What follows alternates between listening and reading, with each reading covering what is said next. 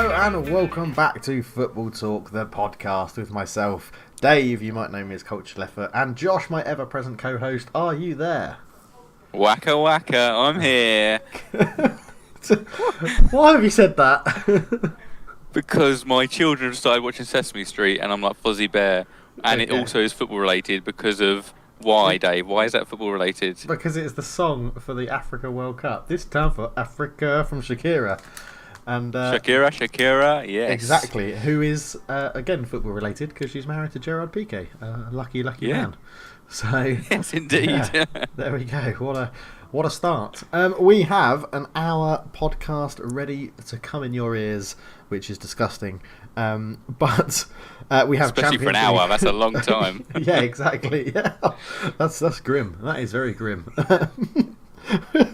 We have. We're going to go through a quick roundup of the Champions League, some FA Cup news. Yeah. We've got no. The Champions League will be very brief. It's going to be very brief. We don't need to hear Josh's opinions on it. It's just going to be me talking about Barcelona because they're okay. We've got the quiz again. We've got WIKI Files. We've got questions and polls that we've put out to talk about. So it's going to be a pretty packed episode, I think. A pretty packed podcast. This go. Let's start like we always do, Josh. Football news. What's caught your eye in the news this week? How shit United are. That's what caught my eye. 0-2 on the old scoreline. That's what's really stood out for me. What do you make of that, Dave? I'm annoyed by it because I was chatting to some United supporting friends. Weirdly, one of my really good friends from Folkestone, who I used to play sport with in Folkestone, who now lives here as well, and we both support United. Obviously, being from Kent, that makes sense. Yep. We were chatting about it before the game. We were watching Man United Brighton. We went to the Man United Supporters Club. I think I talked about it last week. And I was chatting to him about it. And we're chatting about the Paris Saint-Germain game. And he said, what are your predictions? And I said, I think both teams will win at home. I think PSG will go through because they will beat us by more goals than we beat them at Old Trafford. That was wrong, wasn't it? I mean, we're out. It was, straight away. We're done. We're done in the Champions League. I still think it's a better result than what we would have got if Mourinho was in charge. That's how bad I think Mourinho would have been. But I think it's sort of like a double whammy because we've lost at home to 2 away goals and we've also lost 2 of our very fluid attackers, which is been very key to how we play this season since Solskjaer took over. I mean, losing Martial and Lingard is massive because it's more than likely it's going to be Lukaku and Sanchez that come in to replace them, and then you'd assume Chong or Greenwood or Andre Gomez gets a place on the bench. But I don't know, part of me's just sort of like, now they're injured, just chuck the youngsters in because Lukaku has been getting better under Solskjaer, but Sanchez just looks on Sanchez. Josh, have you ever seen a player with such a steep decline? Have you ever seen it? Yeah, it was in this documentary I watched called Space Jam. I don't know if you've seen it. I saw these players and they were brilliant, and the next day they were really bad. And a documentary. Was it not a documentary? Oh, well, I must have misinterpreted it. Yeah. It's what you make of it, isn't it? It's what you make of it. So. Yeah. It's funny how you're talking about how you're huffing and puffing that you've got Lukaku and Sanchez coming back. One's a £75 million striker, the other's the highest paid player in the Premier League. So it's really weird. It's just, I know. But granted their performances aren't up to scratch. But and obviously Pogba is out of the second leg. He is, ascending off, which was a very it's just very annoying, really. I think. You agree it was a red, or it was second yellow? Yeah, I think I think they could both be interpreted as yellow cards. Which, the second yellow, some refs might not give it because it was an issue of he's already been booked once. But I think a lot of refs would give it. So, I taking off my Man United glasses, I can't really argue with it. I think that's the right way. Because a lot of people said, "Oh, he's just shielding the ball," but it's dangerous. His foot's up. He catches him in the knee. He's also got previous to doing the same thing with Dele Alli earlier in the season. So if he wants to shield the ball, keep your foot to the ground and shield the ball, and not have it raised a foot off the ground. Yeah, it's I can't really argue with that. I think that's a good, fair assessment. I think it's also interesting to see that this is the first loss under Solskjaer, and it's happened, and he's come out to the press and started to downplay everything. Like, he came out and said, yeah, we're not at PSG's level. Well, we knew that anyway, but he's it's the sort of, I think, you can't. I read a very good article on Football 365 about it. I sing their praises a lot on this podcast about that website. Go check it out.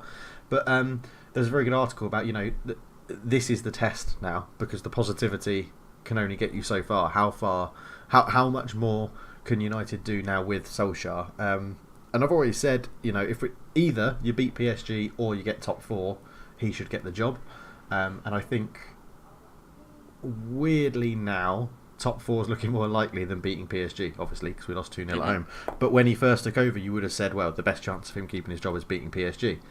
So it's very interesting. It's going to be interesting to see how it pans out for United. Part of me sort of like, I'm very disappointed in the performance. I'm actually more disappointed in the injuries we got, because, as I said, it's going to affect how we play.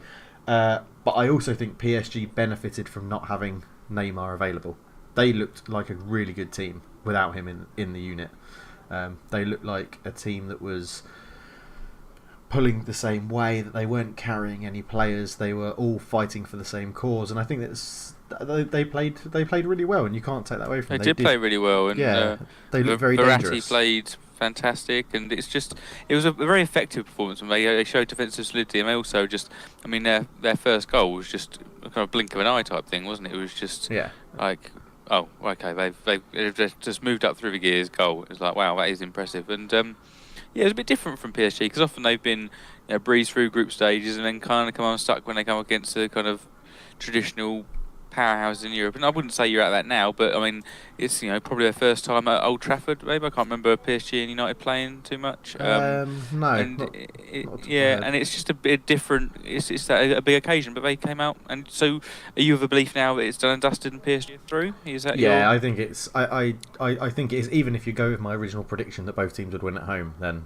it's definitely done and dusted, because I said PSG are going to beat us in France, and I think I can see it being. I could see us maybe scoring in France, but it not being enough. I do think they'll beat us. I think we can't handle the pace that they went with, and I do have to say that Di Maria showed up, and I think that's the sort of performance that United fans were expecting of him when he signed for us, and it was disappointing to see him do it against us, because we all know what a good player he can be.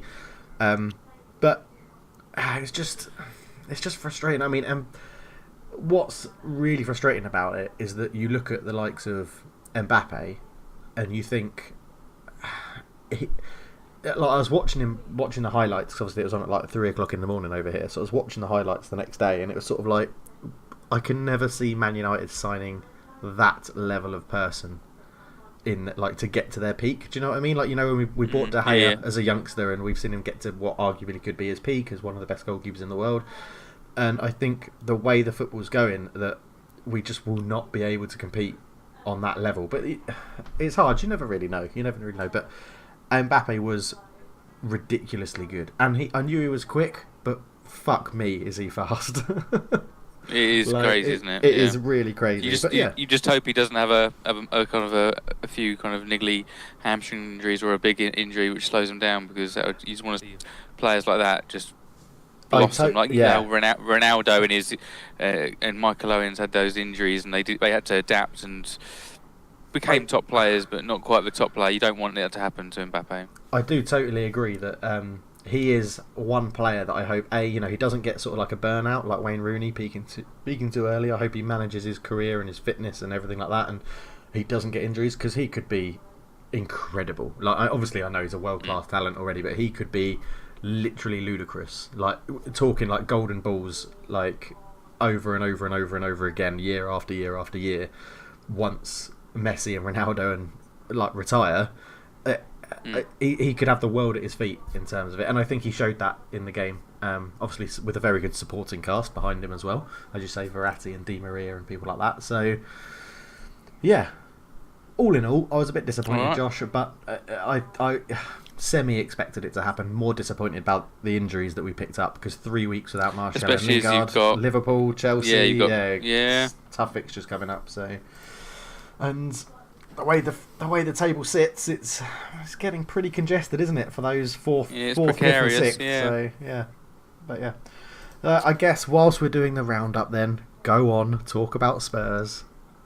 Well, that was unexpected because I predicted a bit of a hammering before them.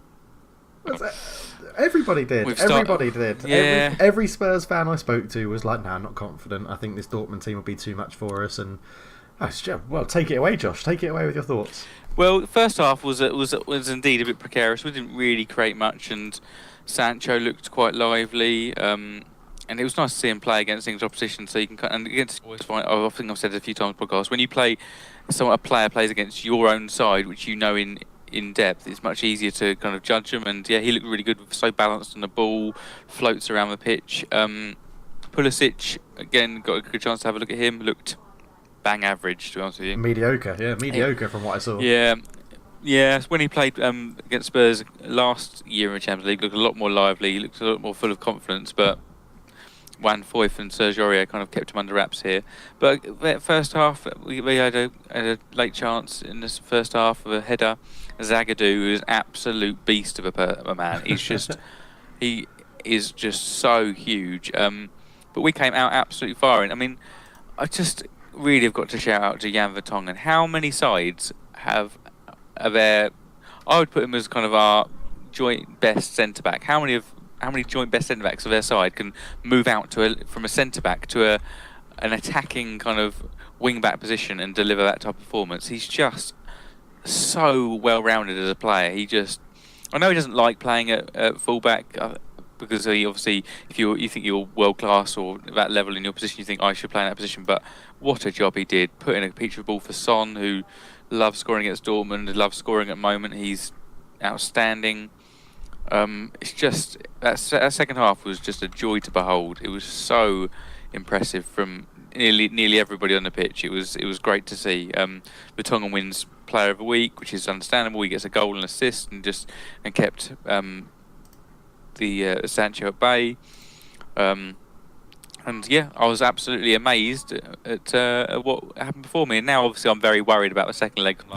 As soon as because Dortmund will be like, no, they have to really go at it. But I've got to kind of just reassure myself, like, if we get one goal, it's almost all over. And I really do think that we should have Ali and Kane back by then. We really should be able to get a goal. And we've got a decent defence. We rarely concede that many goals. So it's just, I just need to reassure myself that we are in a very strong position. Yeah, I mean, I think you've summed it up. It was an unfathomable result, I think, before the game for that to happen. I'd love to know what the odds were on that score and how. I think the most depressing thing is that you stop them scoring. For the free flowing football that we hear and we see from highlights and reports we read on the news and things about Dortmund, I think it's incredible that you stop them scoring, and it's a very good testament to Pochettino, soon to be Man United manager. So I look forward to seeing that. Well, at Old Trafford. I would say is that there's apparently been a flu virus that ravaged the Dortmund camp in the week preceding it. It led to the manager fist bumping Pochettino before the match rather than handshaking him, because I think he was worried of kind of spreading any disease. So they did seem to tail off. He did. He would not shake Pochettino's hand. He went and did a real little fist bump. It was odd, but I would say that maybe they did seem off the pace and didn't seem to be able to match us physically in the end. I think maybe that had impacted their stamina over the past week, and they were a bit injury ravaged. But yeah, and now it was thankful Spurs now have like a 10-day rest between the next match. It's really good. We kind of got through that really difficult period without Kane, without Ali. Winning most of our matches, and yeah, it's been very enjoyable. Yeah. Okay. Yeah. I think it is. It puts you in a very good position for the next round. And as you think it's over, do you think it's like you asked me? Is it over? Do you think you've done enough to qualify? You'll be in the hat for the next. You would really, really hope so. Something horrific would have to happen for us to lose by 3 or more goals in Dortmund. We are talking about Spurs though. Ultimate bottle job. We are, yeah, lads. It's Tottenham, yeah, but no, yeah. I think we're good. Okay, that's all right then. Anything else to say on the Spurs game before we quickly move on? Cover the others. A brief mention of a lot of pundits have been talking about how they think Son should be in the shortlist for the Player of the Year. I wondered what your thoughts were on it. I would. Yeah, I'd probably put him on the shortlist. Whether he'd win it or not, I think he should have a very good. Well, to be honest, he's been brilliant this season. Actually, now you've asked me, He's been absolutely incredible. If you think he's played, how many games did he play? Probably when Harry Kane was fit, he probably still played quite a lot. And then he went off to the Asia Cup, didn't he, or the Asia Games, and played in that. He's done both this season, hasn't he? Yeah. Yeah. Had to carry the nation pretty much on his shoulders, and then has now come back and sort of thrust into the Spurs. I'm using speech quote marks here in my room. Striker role, because he plays a sort of fluid role, doesn't he, when he's up there? And stepped in for Harry Kane unbelievably well. I think he's been incredible. And you were trying to sell him, I think, weren't you, at the beginning of the season or in the summer? There was rumours about Leverkusen or no? No, not at all. No, he after his first season, obviously, he'd considered moving, but he's just gone from strength to strength with us. But it's amazing that he's done World Cup, Asia Cup, Asia Games, and managed to turn out his performances. The man's a physical phenomenon, really. Has he? He's just. Has he ever had a major injury at Spurs since you've had him? You can remember? Not that I recall. No. No. He did his wrist in, but nothing. I think he had a fractured wrist at some point, but nothing muscular or leg related. Don't use your wrist to play football. So we shouldn't do. That's naughty. It's against the rules. Yeah. So you're on the Son bandwagon, are you? Yeah. I am on the Son bandwagon. Yeah, I think he's doing very well, and long may it continue, and hopefully he'll fire you to a league title and a Champions League win. Imagine if you did the double out of nowhere. That would be ridiculous, wouldn't it? Imagine if you won the league and Champions League out of absolutely nowhere. Yeah. I mean, I might as well win the lottery at the same time, wouldn't I? Because I'd just ridiculous. I'd love it. Yeah. I'm not even a United fan. Well, I am a United fan. I'm not a Spurs fan. I've had a couple. What? I've had a couple of beers, listeners, before the pod. So yeah. That level of professionalism, is it? Oh, okay. Oh yeah. Okay, so other games that are on Real Madrid, Ajax, Real Madrid, I should say, because Ajax were at home. Have you seen the highlights or the game, or did you? I've seen, yeah, and Ajax looked really good actually. Ajax looked very impressive, really at it, pressing high, but Madrid's game management, it seems to go. It is a different Madrid. As soon as they get to knockout stages, they're just so focused, and it's quite impressive to see. Really, they just managed it year after year. They just go, right, we're winning this match. It's like, okay. Correct decision with VAR, do you think? Yeah, I agree. I agree with it. He was in the way of Courtois and stopped him, or was impeding Courtois' vision or position to get the ball. Yeah, okay. Yeah, no issue there. It's one of those. I imagine Ajax really wish it wasn't introduced for this point of the season. Yeah, it's always one of those. Yeah, but it's can Ajax do anything at the Bernabeu in the second leg? Do you reckon? Or I would say it's unlikely. Yeah. I mean, your thoughts on deliberate bookings of the wake of Sergio Ramos and Kondogbia? What's your thoughts on? Do you think it's fair game, or are you against it? I'm against it, but there's not too much you can do about it. I think I know there is a rule that they've tried to implement something, haven't they? That if a committee thinks they've got booked purposefully to miss the next game, they can actually then ban the player for like 3 more games or something. But it's tough. I think it's. I don't. I really want to say I'm against it, but I understand why players do it. Like, what's the difference? If he was pulling someone's shirt at the halfway line, that's 100% booking. You could make it look like that's not entirely deliberate. If he goes round you and you pull his shirt and you get a yellow card, oh well, that's. I mean, it's. Yeah, I don't like it. I don't like the idea of it. I can see why players do it. I think it's going to be part and parcel of the game as long as there's knockout competitions going around. So. Yep. I mean, I don't really have anything against it. Yeah, I'd love it if it backfired and Real Madrid lost. Absolutely, yeah. But yeah, I mean, it's they're taking that risk, aren't they? Obviously, with Sergio Ramos doing that, have you seen the news today, as we're recording the podcast, that Real Madrid have just lost to Girona in the league, and Mr. Ramos got sent off. They've lost at home. How many times has he been sent off in his career? It is an absurd amount of games that man has been sent off. It's quite phenomenal that he's managed to have the career he's had with. I think it's his 25th card for Real Madrid. Wow. Red card for Real Madrid. That is ridiculous. That is so impressive. Yeah, that is. I'm not even mad. yeah. I was just trying to think of the quote from Anchorman. Yeah, I'm not even mad. Yeah. And good old Stuani, ex of Middlesbrough, scoring a goal against Real Madrid. So it's amazing how players are suited to a certain league, I should say. But yeah, interesting. Yeah, and there was rumour of him being signed by Barcelona before they signed Kevin Prince-Boateng. I'm like, that is just, so bizarre. I suppose it's not crazy they signed Boateng, but yeah. Yeah. The last game of was Roma Porto, and a couple of swift goals.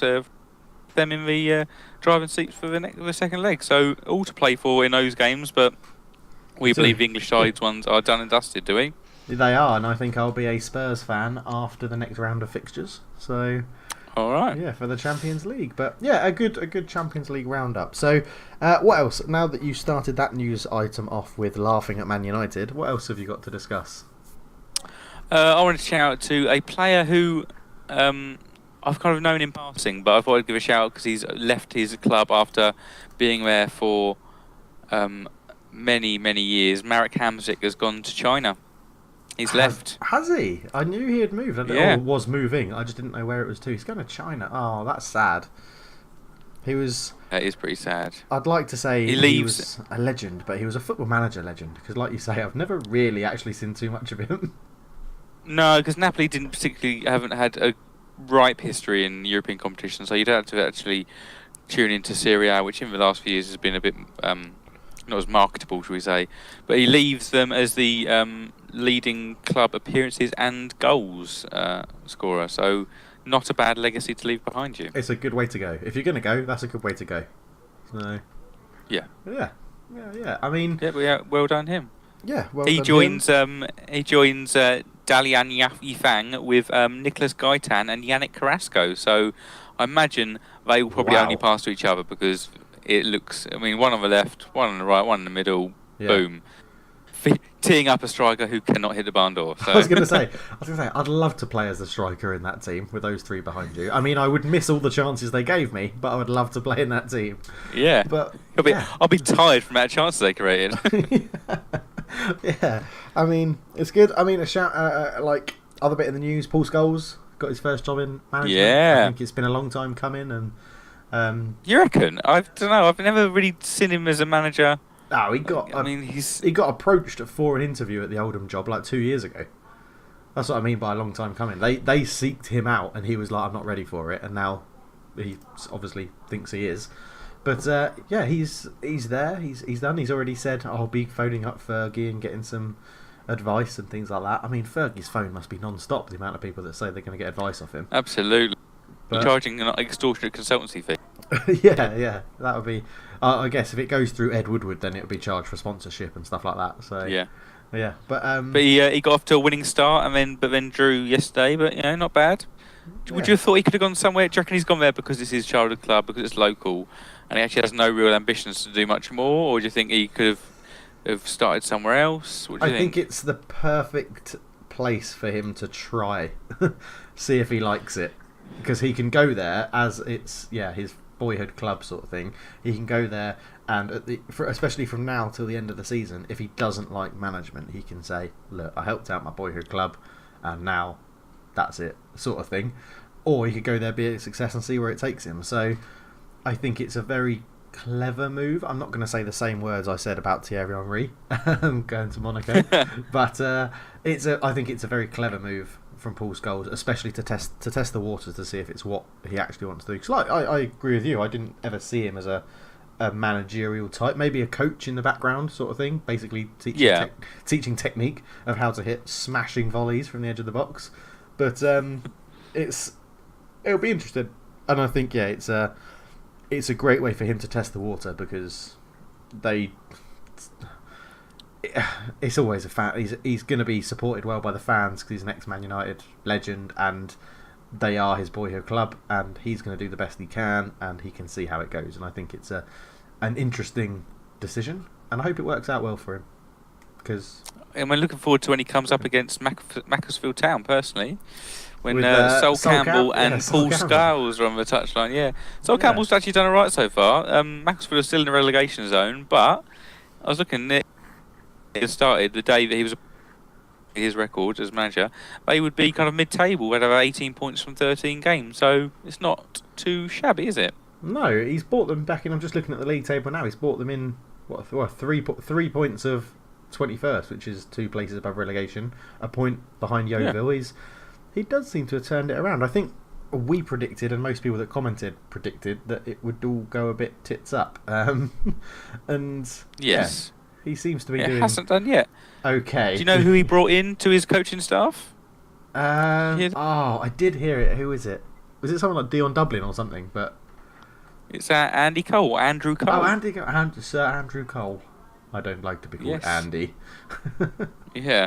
Weird decision. People have called you Andy Cole for like 20 years in the Premier League. Why the sudden change? I don't like to be called Andy. It's like one of those situations where someone calls you the wrong name and you need to correct it, and then you're like, they call me, if they email me and say my name's John, it's Josh, but I've never really corrected them, and finally went, fine, I'm correcting you, alright? It's Andrew, not Andy. Who started this? Do you know what? I had that at work when I lived in Bristol. I had a guy that honestly thought my first name was Nick because he couldn't read my badge right at work. So when I said obviously my name is Dave Nichols, and I don't know what he thought my surname would have been, but he honestly thought my first name was Nick, and it happened that continually called me Nick for about 5 years. And the only way I got out of it is move to Singapore.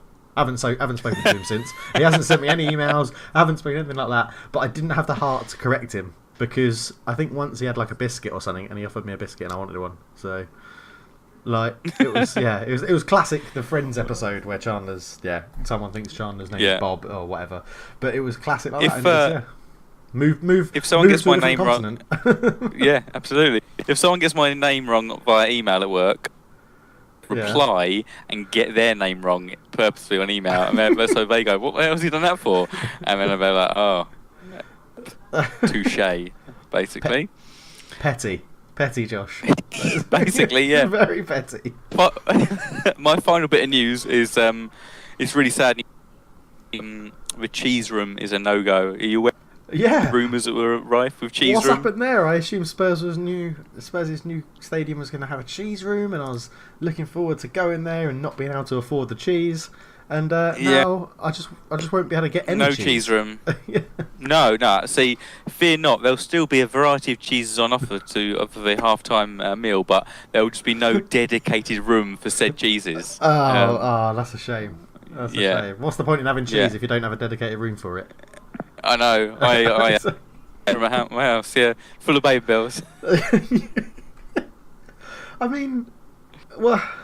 Was it serious? Was it seriously contemplated they were going to have a cheese room?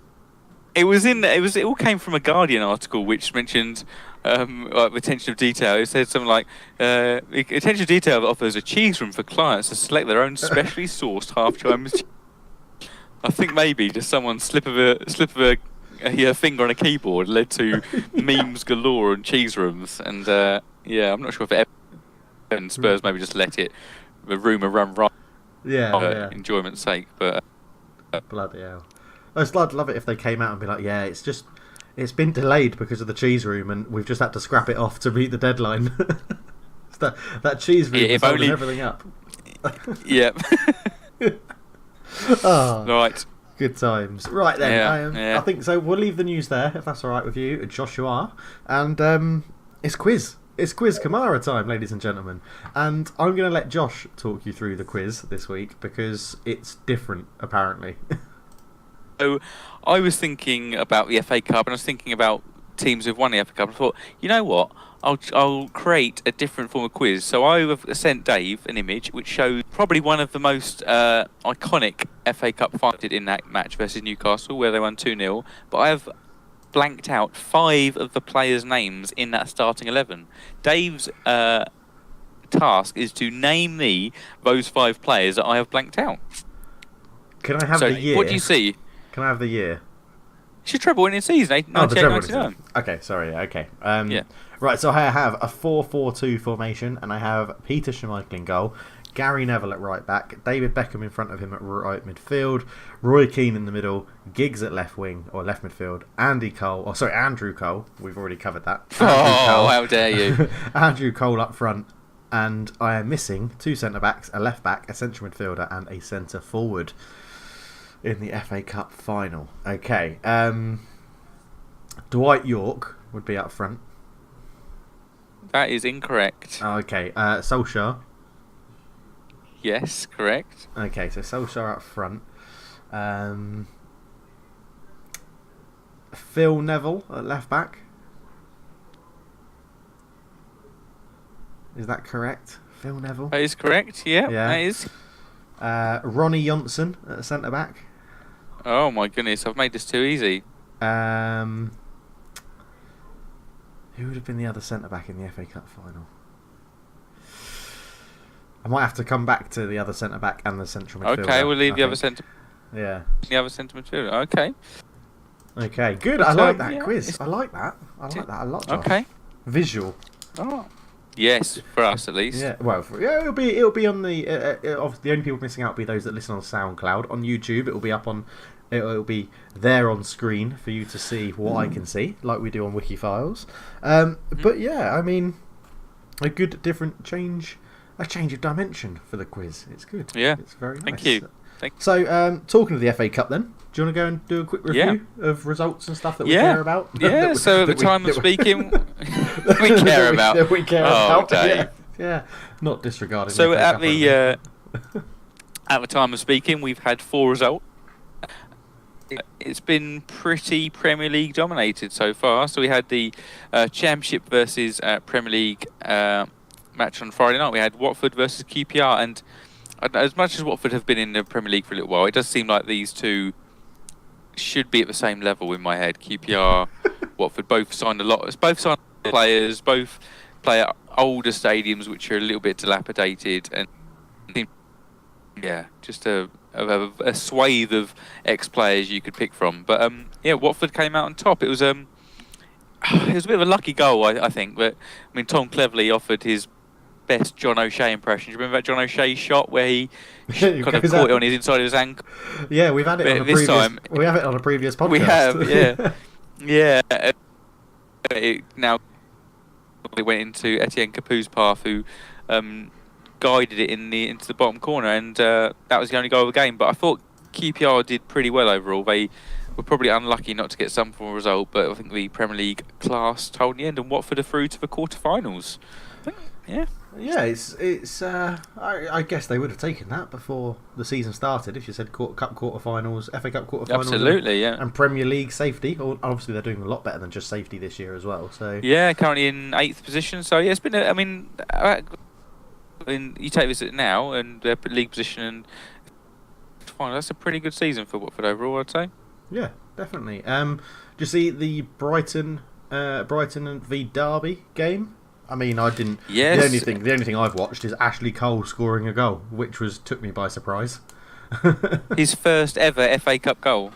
Is it really his first ever? Wow. It's his first ever FA Cup goal in his 49th appearances, and the man's won the competition 7 times. And his first goal is for Derby County. That is a quiz question to come back in many a year, isn't it? And it was a header as well. It was a header, yeah. It was a bit weirder as well. Yeah, it was. Have you seen it? It was kind of, and he keepers out and defender out position. He just kind of guides it in, and he seemed very. It was nice to see his passion. He was really excited. He'd got it, and because it got to it, they were 2-0 down, and it gave them that goal back, and they couldn't quite get themselves over the line. So Brighton go through to the quarters as well. It's yeah, the lower echelons of the Premier League are making a standing good chance of doing. This year. They are. I wonder. I'm just looking forward to seeing the Derby County team photo, so we can see Ashley Cole leaning in from the side. Yeah, like the classic Roma photo. Yeah, like the classic Roma. Yeah. Was it Roma? It was Roma, wasn't it? Where he did that. It was Roma. Yeah. Like it'd been photoshopped in. Yeah. Not the next match of the day was the no Premier League sides involved here. So we had AFC Wimbledon. Obviously I suppose they have a rich history in the competition because they've taken over from Wimbledon's legacy. Yeah. Up against Millwall, and Millwall got an early goal here, and AFC Wimbledon huffed and puffed back into it. And obviously Millwall have a decent history because they played. I want to say Manchester United, didn't they? In the when it was at Millennium Stadium. They did the Cristiano Ronaldo final, is what it was called, because he just absolutely took the piss out of them. And they got into Europe that season, Millwall. They did get into Europe, yeah. We were already qualified through the league, so they got the European spot, yeah. I have, my mind, I have this I always picture Millwall as a great cup team. And it's purely because of that one season. Purely because of that one season where they got to the final. And ever since then, I just think, oh yeah, they're always a tricky cup team, Millwall. I mean, they're clearly not. They're never going to win it, are they? But that was the closest they were going to get. Yeah. So, but yeah. Well, yeah. Nice. Today, we've had, well, is it technically today? When was Newport Man City? I think it was technically today for me. That was... Oh, for you, yes, but it was very much 5:30 on Saturday evening, and that was... I mean, the first... It was a pretty close affair. I think it was 0-0 at half-time, but then Man City, their class... Actually, one point in this match, I did burst out of laughter. So Man City went 1-0 up just after half-time, and then they kind of played it around a little bit for the remainder of the match, and then Phil Foden grabbed a couple of goals, or grabbed a goal to make it 2-0. Yeah. A decent kind of drive and run, but keeper did pretty poorly. And then all of a sudden, Newport get bit of a defensive mix-up, and Armand, dinks it over the keeper, and suddenly it's 2-1. And so the Newport manager is raving. He's like, "Yes!" The commentator's like, "Oh, could this be?" And literally, it's got to be 45 to 60 seconds later. Man City just Foden again just goes up and bangs one. It's like, I just burst it off because it then cut to the manager, who was like, "Oh, yeah. Well, that's that done." It's a short-lived joy, but so I burst out after that point, and then there was still more time for them to grab. Linking this into a question we had in during the week from Shiv around what's going to force teams to play the side in the FA Cup. I want to read out this Man City side: Ederson, Danilo, Stones, Otamendi, Zinchenko, Foden, Fernandinho, David Silva, Gabriel Jesus, and Leroy Sané. I mean, that's a pretty damn strong side to face Newport County, isn't it? And yeah, it is. And the fact the subs they used, they brought on Laporte and Gundogan. So yeah, it's that is a ridiculously strong team. And you don't. Is it because Pep's the manager? For example, if Man City had an English manager, would there be just, Foden, Zinchenko, and then all their under-23 buddies? Is it? You reckon an English manager would take the FA Cup less seriously? I think an English manager with Man City's resources would take the FA Cup less seriously. Not less seriously, but he wouldn't want to injure the players that he's got, because if you think they're fighting on all fronts, I think that's a fair thing to say. I think. Yeah. I'm surprised that with the resources they've got, Pep Guardiola has still played players. Well, the biggest surprise for me is Ederson in goal, because if he picks up some injuries, I was very surprised. Yeah, they are buggered. But then I guess with did they sell Bravo in the end, and then, or is he still there? He's just injured for ages. Injured, yeah. So Muric is on the bench. Muric is on the bench. So I guess he could argue that Muric isn't ready for it at all, and is just sitting on the bench getting experience. But it's just the whole substitutes bench was that's a lot of key players, and if you pick up injuries and even a little ankle twist, that could define a season, especially with the Champions League games coming up.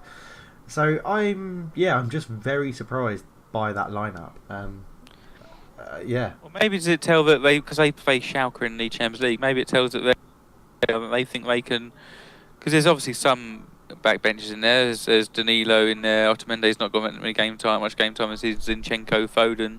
It's kind of gone halfway house, isn't it? Do you reckon they might think they can do something similar with Schalke? So rather than go weak then strong, they've gone medium. Yeah, I think so. If you look at the team, so you'd have Walker would come in to replace Danilo, Laporte would probably come in to replace Otamendi, De Bruyne in for Foden, Bernardo Silva in for Mahrez, and then that's just using players that were on their bench for that game. So add into the fact you could drop Jesus for Aguero, and then you've got Sane for Sterling. Yeah, they've just got a really good squad, haven't they? Reeling those names off, but I think you're right. They could just go halfway house. Schalke are currently 14th in the Bundesliga. They're not in a great run of form. Won a couple, drawn a couple, lost a couple in their last 6. It's just, you know what, we can win this without going full strength City, and maybe Mahrez can get another game, because Mahrez has played almost all since the turn of the year. Okay. And maybe they think they can just do it. But yeah. But I think other sides do ease off, and I think it's because there's just too much money in other elements of the game. So Champions League will take precedent because of the money involved. It leads to the rankings you get with more money. I don't think the only way you'd get people taking Champions League, the FA Cup more seriously, if it was to have Champions League kind of glory at the end of it if you qualify for Champions League. That's what I think. I think the only way you're going to consistently get the big teams to play their strongest teams is by making the reward greater, which, like you say, is monetary or Champions League or something like that. But I think it's impossible to qualify for the Champions League in any country or any European country by winning the cup, because the point of it is Champions League. It's the champions of the country. Yeah, correct. Yeah, it's not available. That's then taking the piss, because obviously it goes down to 4th place in the UK, and the 4th position team are not champions, but that's for another day.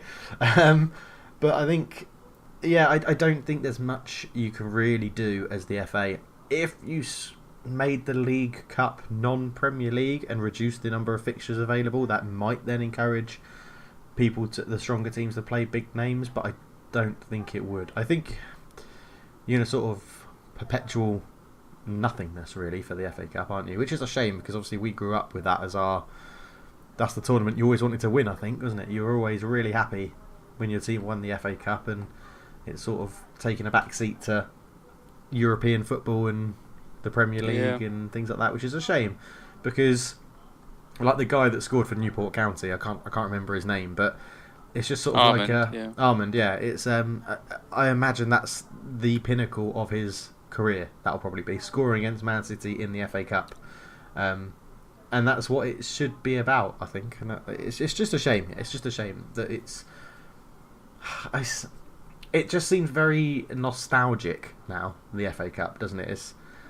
I look back on it really fondly when it's not dead. It's still here. It's still playing. It's still being played. But I don't know. It's just something like, back in the day, it was so much grander than what it is now. And it's a shame. That upsets me, Josh. So yeah. And now I feel sad. Well, it's modern day football for you, I'm afraid. It is modern day football. You're right. You are totally correct. So, but yeah, are there games? I think that was it, wasn't it, for the games up to this point? Yeah, that is all the games that have gone so far. We have some games today. So we have Bristol City v Wolves, Doncaster, Crystal Palace.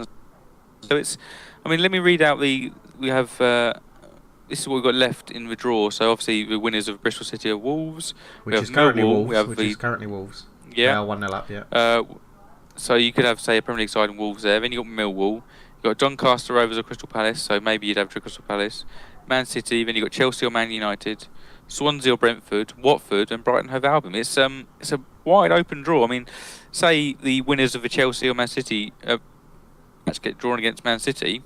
That will mean at least one of the big six won't be in the final. Yeah, that's true. I think it's annoying to say it. It's Man City's trophy to throw away. I think, like, they could. With most competitions they go into, really, isn't it? That is very true. Yeah, I think they can go and walk it if they have to. It's interesting what you're saying about lineups, because I'm just looking at obviously the Wolves game. Where if you're wondering when we record the pod, the Wolves game is currently ongoing. They've picked a pretty strong lineup for the Premier League players they've got. They've got João Moutinho, Jimenez, Cavaliero, Dendoncker, Doherty, Willy Bolly, Connor Cody, Ryan Bennett are all in there. So they've got a sort of a halfway house as well. So. It will be. I think it's when teams are involved in European competitions when they would ease off as well because of that. Those games either side of this period. But True. Yeah, interesting fact. The last time a top six, there was no top six sides involved in the FA Cup final was 11 years ago. So it was Portsmouth versus Cardiff was the last time we didn't have a top six representation. Wow, nice, interesting, nice. I love a good stat, Josh. Love a good stat. Well done. No. Okay. Well, so moving on then, Mr. Joshua. Do you know what time it is? Yeah. Sing it, Dave. I got a wiki file. You got a wiki file. Here comes a wiki file for you. Hey. There we go. Josh. Thanks. Say what you see and see what you say. Right. I see. See what a you little say. Silhouette of a man.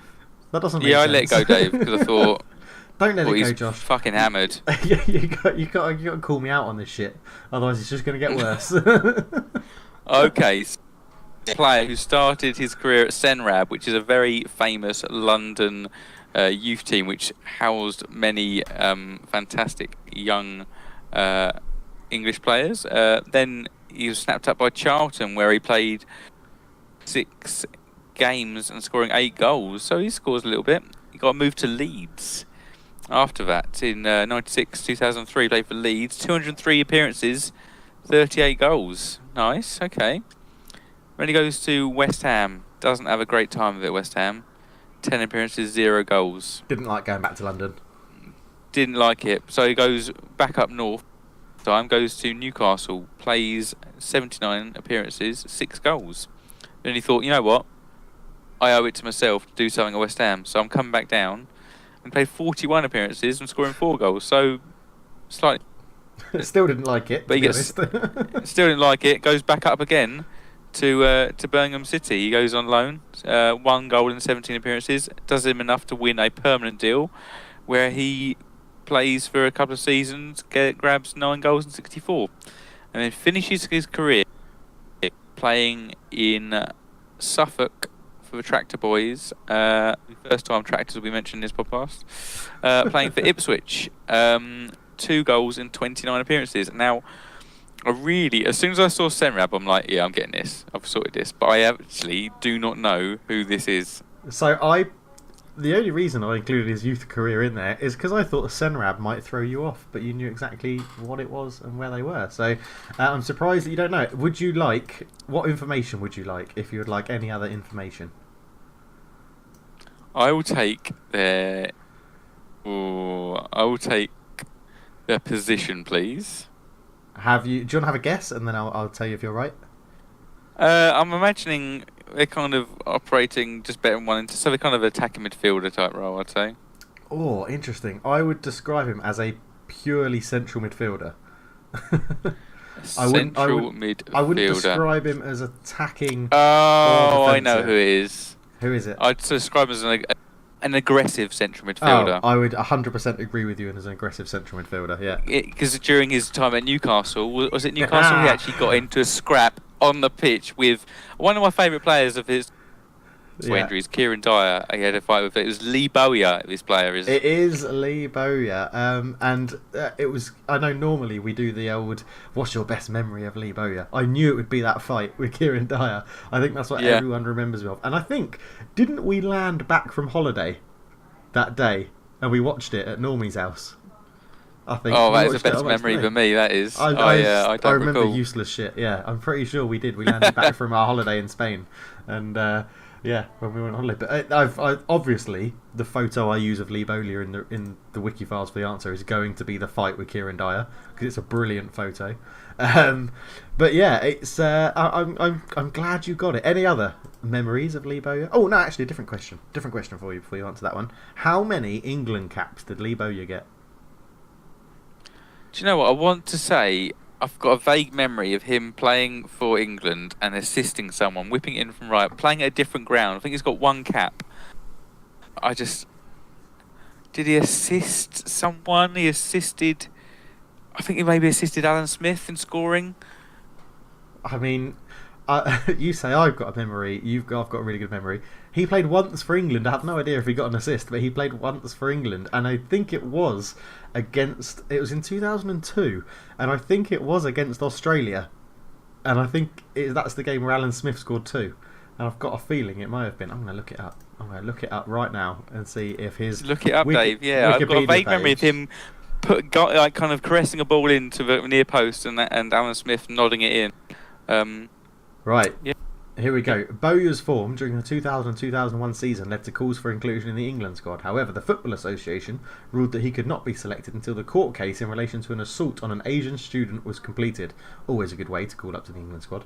The FA eventually cleared Bowyer's selection following the conclusion of the court case, and England manager's finger on notes and called him up to the squad for an international friendly against Portugal.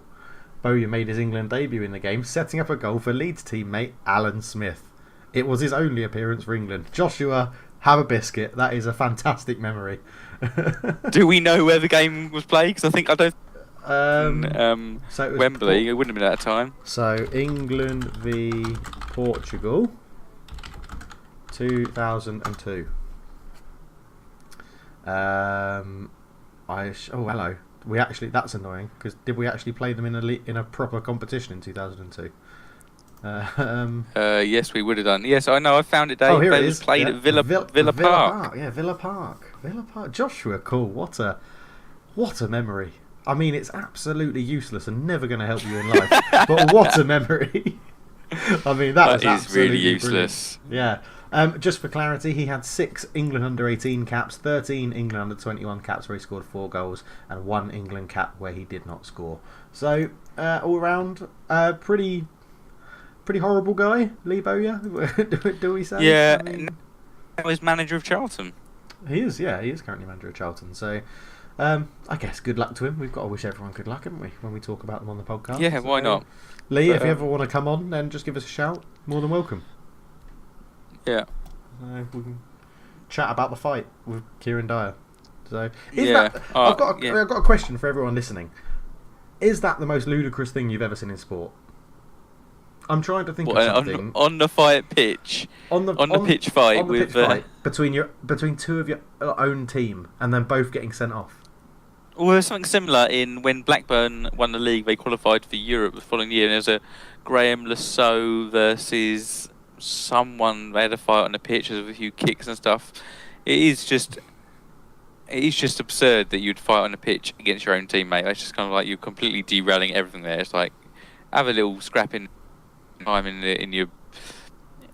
behind closed doors, but on the pitch, grow up, boys. Exactly. So for me, it's one of the most ludicrous things I think I've ever seen in professional sport. So I'm interested just to see what everyone else thinks, and if there is something more ludicrous, then please do let us know in the comments, and I'll probably tell you that it's not as ludicrous as 2 players fighting each other on their own team and both of them getting sent off, unless it's really bad. I mean, yeah, unless it's really bad. Well, what about Paolo Di Canio pushing the ref? I still don't think that's as bad as 2 of your own teammates trying to beat the shit out of each other on the pitch. I think the referee's pathetic fall made that quite impressive. Yeah. The referee's name was Paul something.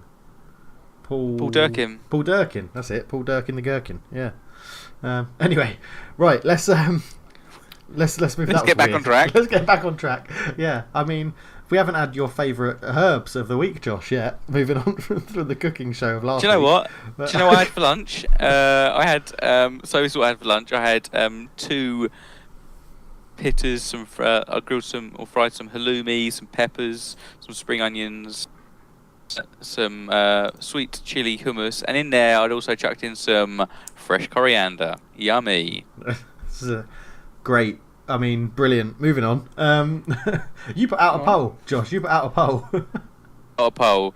A Graham poll, and this was last week, but I'll be intrigued to put it out again especially after the midweek matches. So I said we're 26 games in, and both their sides are equal on points, but which managers performed better, Maurizio Sarri or Unai Emery? Maurizio Sarri, obviously Chelsea manager, Unai Emery, Arsenal manager. They were now level on points in the league, but who has had the better seasons thus far? And quite emphatic, but 100% of people think that Unai Emery has had the better season so far. Albeit the timing of this poll was, you'd be recency bias would come into the fact that Chelsea had just lost 6-0 to Man City.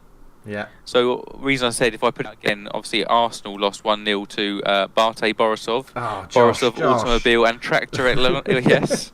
Yeah, I was just gonna. I've interrupted your wonderful name dropping of the whole Bate thing, but you failed to say because Arsenal failed to masturbate.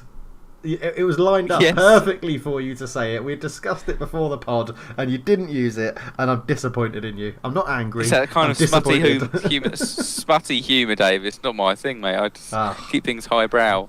Anyway, tractors. Yeah. Yes, but just to expand the abbreviation, is BATE stands for Borisov Automobile and Tractor Electronics. But then obviously, BATE Borisov, if I were to extend it all, was Borisov Automobile and Tractor Electronics Borisov. It doesn't really Makes sense. It's like when there was the computer game. Remember the computer game LMA Manager? Yeah. Yeah, League Manager, Association Manager.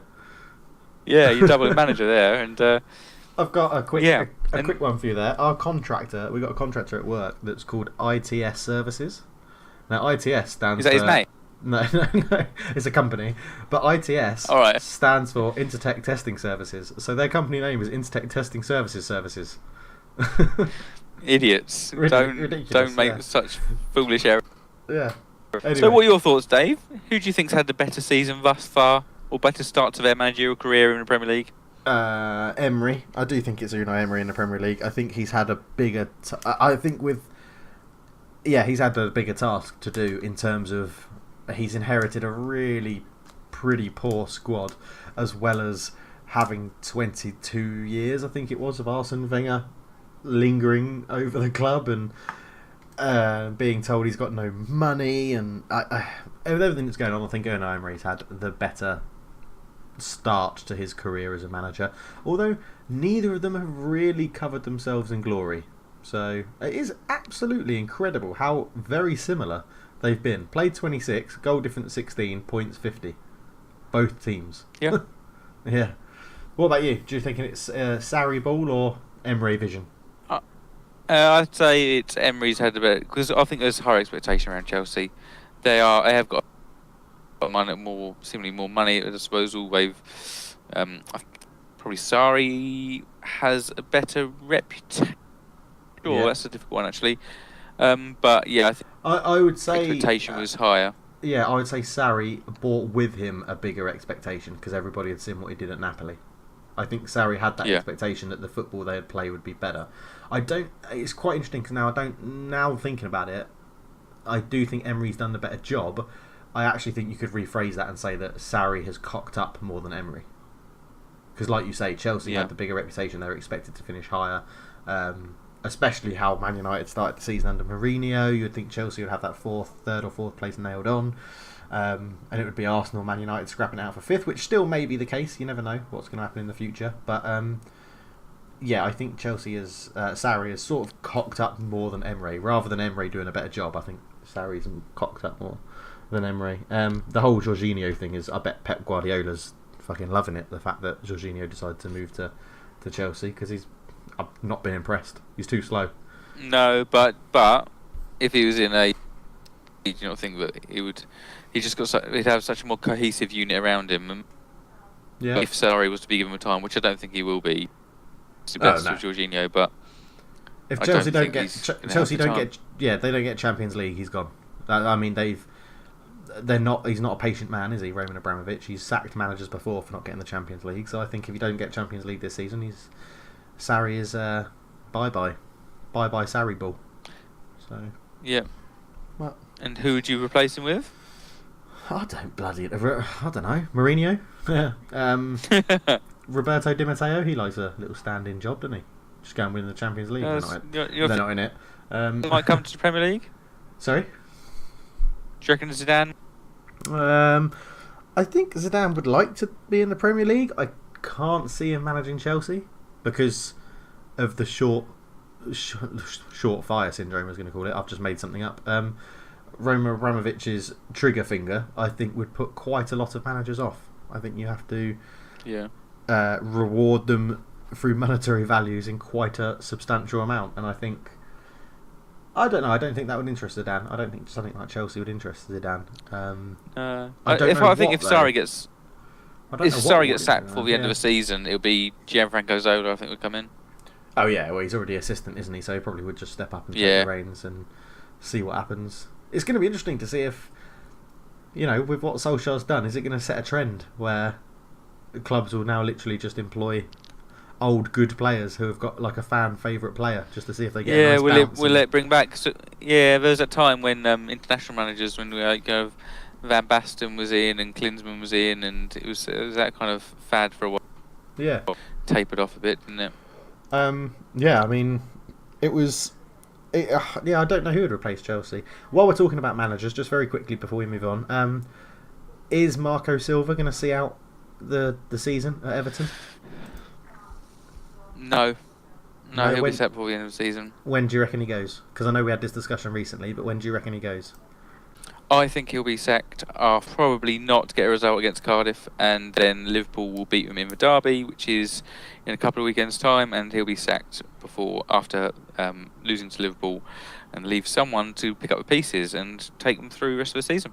Okay, so Jurgen Klopp could be responsible for getting 2 rival managers sacked in Jose Mourinho and Marco Silva, according to Josh, who is very good at predicting sackings and hiring of managers. So, yeah, let's see how that turns out. Is there anything else you want to discuss, Josh, before we start rounding off the podcast? And I think I've got my final 2 people for the quiz. If there's anything else you want to talk about, then let's go for it. No, I'm intrigued to see if you've got all of the answers. Let's hit me then, Dave. Okay, so going through the question, Josh gave me a lineup of 4-4-2 for Man United playing in the FA Cup final in the 99 season, where we played Newcastle and beat them 2-0, I think it was. And we have players that were given to me: Schmeichel in goal, Gary Neville at right back, David Beckham at right midfield, Roy Keane in central midfield, Giggs at left midfield, and Andrew Cole up front. I successfully got Ole Gunnar Solskjaer starting up front alongside Andrew Cole. I got Ronnie Johnson at the back and Phil Neville at left back, I think was the ones I had, and I was missing a central back. That is correct. And a central midfielder. Now I was thinking central back at this time would have been Jaap Stam, but I'm pretty sure he was rested because he was then going to play in the Champions League final, and I think he had an injury. Okay. And our other centre backs at that time were, I think, David May, because he was in the 99 photo, dead centre, holding the trophy.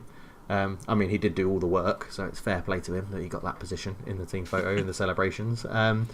There would have been him. There would have been, I think it was the season before we'd signed Henning Berg. I mean, who else did we have at centre back at that time?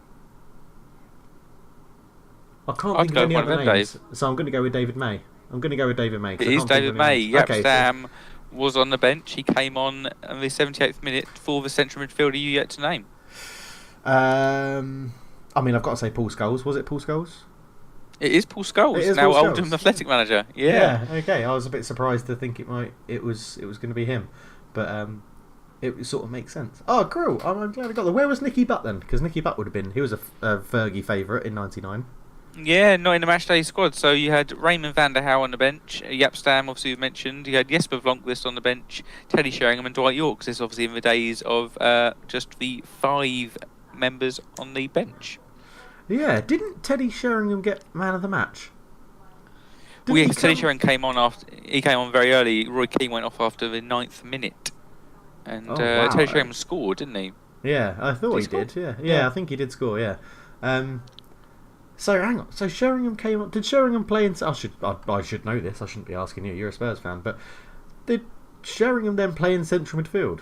That's very interesting. I'd imagine he'd have played deep behind the two. He kind of just made it a bit more narrow, maybe. It's interesting. Flank, not entirely sure, but yeah. It's interesting with taking off centre midfielder. Why then Fergie in the Champions League final with Roy Keane being suspended, and he started Beckham in the middle and started, I think it was Blomqvist on the right wing. Why didn't he do that in the cup final when he had Blomqvist on the bench? Yeah, and I was just looking at the bench thinking, isn't it funny you haven't got a central midfield option on the bench? Yeah. No, there we go. I got the quiz right. Yeah. I'll quickly run through the Newcastle side you lined up against. So it was Steve Harper was actually in goal. Shay Given was on the bench. We had Andy Griffith, Warren Barton was on the bench.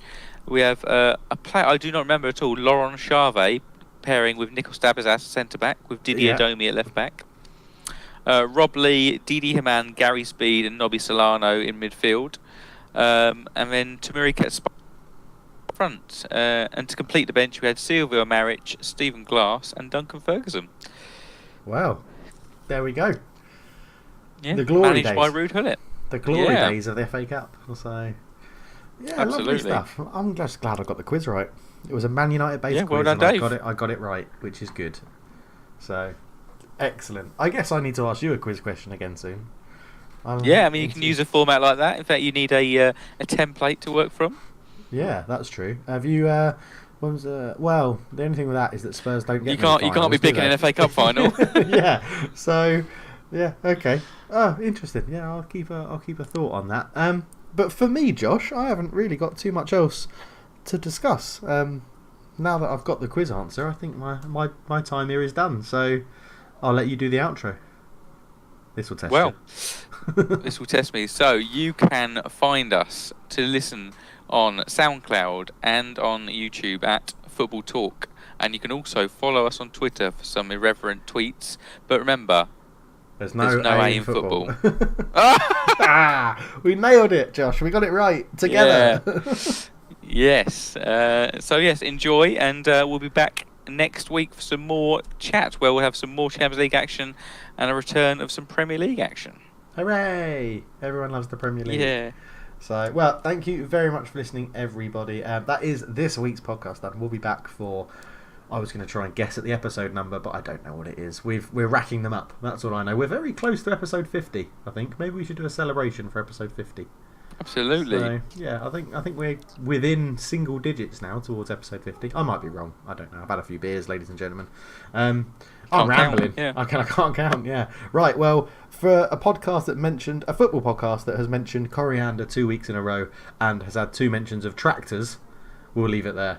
Thank you very much for listening, everybody. We are out, and we will catch you next week. Cheers.